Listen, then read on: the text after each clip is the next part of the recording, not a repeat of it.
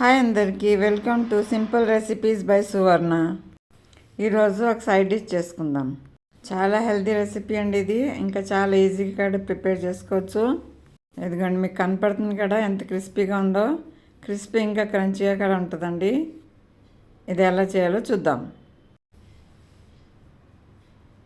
Fish అనుకున్నారు కదా మీరు, ఫిష్ కాదు, అరటికాయ ఫ్రై. ఇదిగోండి, అరటికాయ తీసుకున్నానండి. అరటికాయ పీల్ తీసుకోవాలి. పీల్ తీసే ముందు చేతికి కొంచెం ఆయిల్ ఇంకా సాల్ట్ అప్లై చేసుకోవాలి. చేతులు నల్లగా అవ్వకుండా ఉంటుంది. పీల్ తీసే ముందు చేతికి కొంచెం ఆయిల్ ఇంకా సాల్ట్ అప్లై చేసుకోవాలి. ఇలా చేస్తే చేతులు నల్లగా అవ్వకుండా ఉంటాయి. ఇంకా మన బనానా కూడా నల్లగా అవ్వకుండా ఉంటుంది. ఇదిగోండి, ఇలా తీసుకోవాలండి పీలు. ఇప్పుడు ఈ పీల్ కూడా పడేయొద్దండి. పీల్తో కూడా నేను చట్నీ చూపించాను, అలా చేసుకోవచ్చు. ఈ పీల్ని బాయిల్ చేసుకుని చట్నీ చేసుకోవచ్చు. దీనిలో కూడా చాలా విటమిన్స్ ఉంటాయండి. ఇదిగోండి, ఇది కడిగి బాయిల్ చేసుకుని చట్నీ చేసుకోవచ్చు. ఇప్పుడు ఈ బనానా స్లైస్గా కట్ చేసుకోవాలి. మరీ ఎక్కువ లావుగా కట్ చేయొద్దండి, మీడియం సైజులో కట్ చేసుకోవాలి.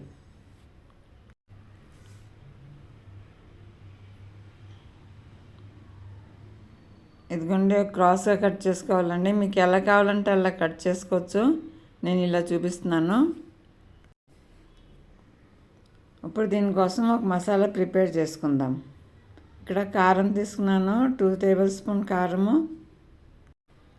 దీనిలోనే కొంచెం పసుపు యాడ్ చేశాను. కొరియాండర్ పౌడర్ కూడా యాడ్ చేసుకోవాలి. దీనిలో బొంబాయి రవ్వ, 1 టేబుల్ స్పూన్ బియ్యం పిండి, ఇంకా బేసన్.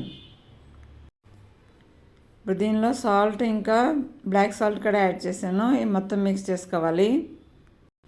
ఇంకా దీనిలో మీరు అల్లం వెల్లుల్లిపాయ పేస్ట్ ఇంకా గరం మసాలా కూడా యాడ్ చేసుకోవచ్చు.